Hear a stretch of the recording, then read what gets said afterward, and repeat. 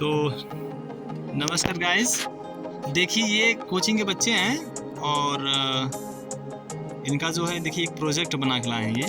ये हाइड्रोलिक क्या है, ये एक्सकेवेटर है। और चलिए इनसे मिलिए, आशुतोष जी हैं ये, तो बताएंगे अभी कैसे चल रहा है और उसको चला करके दिखाएंगे। जा चलाइए आशुतोष जी इसको।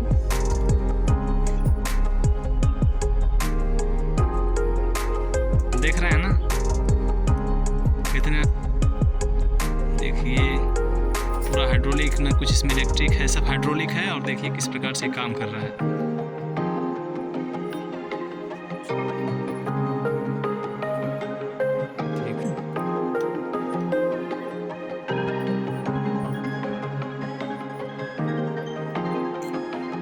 और इसको रोटेट करो।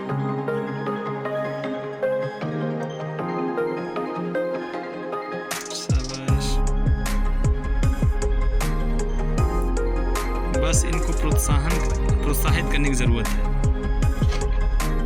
और ये देखिए, देख रहे हैं सब, इनका जो है मनोबल भी नहीं बढ़ा रहा है। तालियां कम से कम बजाओ।